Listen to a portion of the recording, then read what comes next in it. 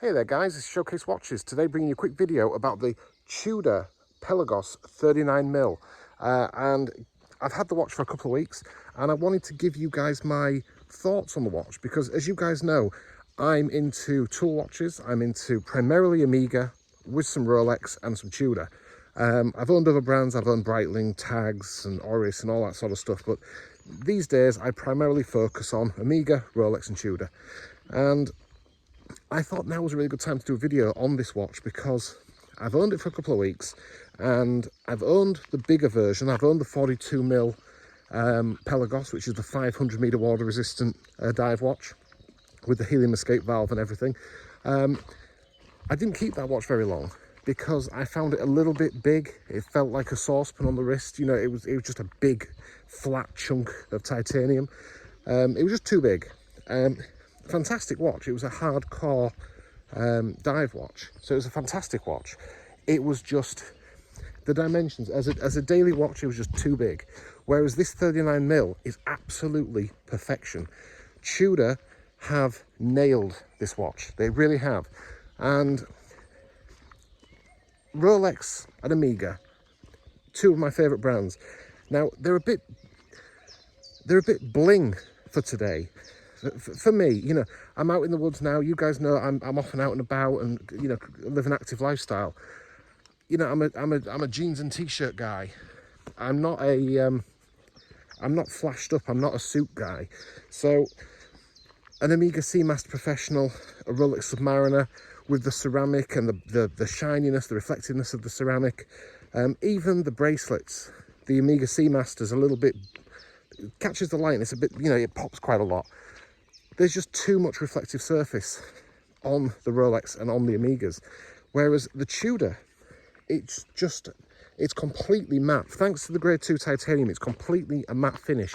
Now, I have a 7.5-inch wrist, and this watch is 39mm, and it fits me absolutely perfectly.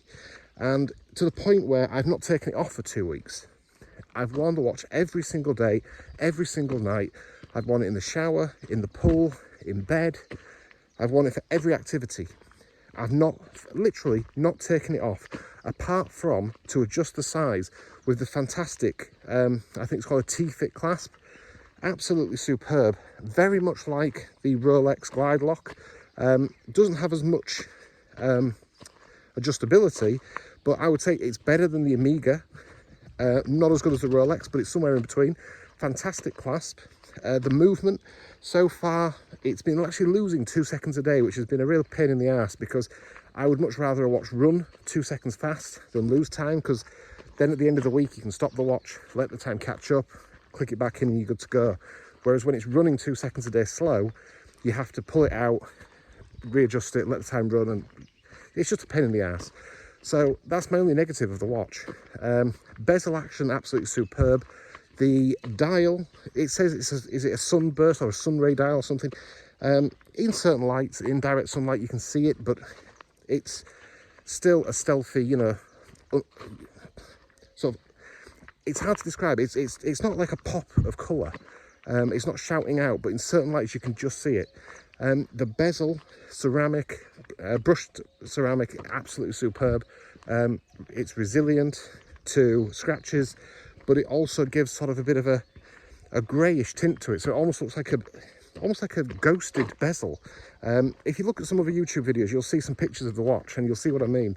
The bezel's almost got like a grey tinge to it, so it looks ghosted. So it's got a bit of a vintage vibe, which is really, really cool. On the dial, it's got the red Pelagos text, obviously dating back to Rolex of old. So it's got a bit of a vintage vibe to it, but very, very modern watch. Fantastic dimensions, 39mm. The loom on the watch is fantastic. The loom on the bezel, fantastic. The only thing I can fault is it's losing 2 seconds a day, which is still within COSC, you know, COSC certification. It's still within that, so there's nothing wrong with it. It's just the look of the draw. Some people might get one that's 2 seconds fast, some people might get one that's 2 seconds slow. It is just luck of the draw. But anybody who knows movements and anybody who knows automatic watches will know losing 2 seconds a day is pretty damn accurate. So where does this watch sit in terms of the overall market? Well, I think this watch fits for people just like me. You know, people that are active, they're out and about. They don't want something as blingy as a Submariner or a Seamaster. I mean, the Seamaster is probably more blingy than the Submariner. The Submariner is more recognisable. Well, it's arguably more recognisable, but the Seamaster definitely has more bling to it, especially the blue version. It's just that pop of blue. It really does, you know, stand out. This is the tool watch of the Tudor line. The black bays are obviously all heritage. They're not specifically tool watches. They're a heritage, you know, they're harping back to Tudor's heritage of, you know, of old. The Tudor Pelagos is, in my mind, the modern version of the Tudor Submariner. And this is what I believe the Tudor Submariner would be today if it had continued. And it surprises me actually that Tudor went with this being the Pelagos 39. You could, if they did a stainless steel version of this, you could easily call it the Tudor Submariner, because it's got the snowflake hands, it's got the square indices. It doesn't have the round indices and snowflake like the Tudor black bays do. It's perfectly, it just works. It just works. And the fact that it's a no date version as well makes it just stunning. Really easy on the eye. It's all well balanced. It doesn't have the faux rivets of the black bay line, so the bracelet is, it's just a fantastic watch. Really is an absolutely fantastic watch. I mean, you can see on the back of the bracelet, I've already started banging it up a bit. Like I said, I've worn it for everything for the last 2 weeks. I've worn it for absolutely every activity. So it's starting to get banged up a bit. What more can I tell you? It's just a superb watch. Probably my favourite Tudor ever released. Well, certainly in modern times. Big fan of the Black Bay Pro. I have that watch. I love the Black Bay Pro. And I didn't think there was a Tudor that was going to beat the Black Bay Pro until they brought out the 39mm Pelagos. Well, then until they brought it out, until I tried it on, I sort of overlooked the 39mm Pelagos because I'd had the 42 and got rid of it quite quickly.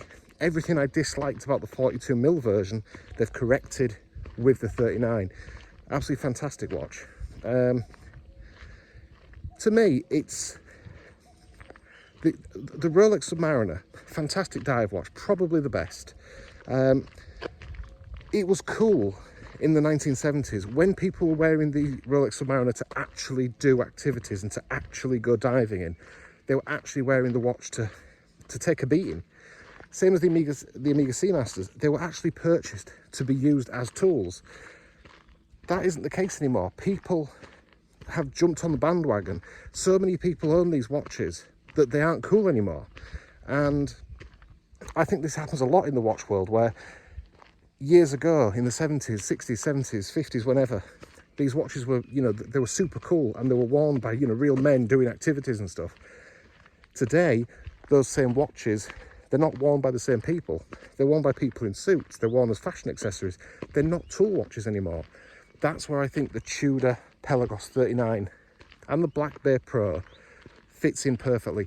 They are tool watches, and you're not trading off of the 1970s, like the Steve McQueen.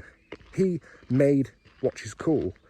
The people that wear them today are trying to be cool like Steve McQueen. Don't.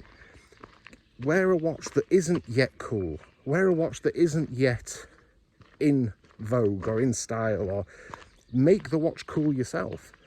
And like the Tudor Pelagos 39, it's not been in any movies yet that I know of.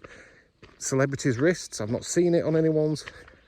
You can just own it, wear it, enjoy it, and maybe in 30, 40 years' time, when your kids or your grandkids are looking through your desk drawer and they find the watch, maybe then they look back and think how cool you were for wearing that watch, because it was cool in 2023, not cool in 1970, cool in 2023. So in 2063 or 2073, they look back and think how cool you were for wearing that watch when it wasn't as hyped as Rolex. It wasn't as hyped as some of the Omegas. It was just a tool watch at a decent price. And that's the other thing. Watches today, the Rolexes, the Omegas, they're priced out of being tool watches. You want to be able to own a watch as a tool watch that you can wear like a pair of shoes or a belt. You know, it's affordable. You don't have to look at it as part of your investment catalogue. It's just an item that you carry with you on a regular, you know, on a daily basis. You wear it, you enjoy it. It shouldn't break the bank. But guys, let me know what you think. The 39mm TUDOR Pelagos. Have you guys got one? What do you think? Leave your comments down below. Check out my other videos, and of course subscribe to the channel. Thanks for watching, guys. Take it easy.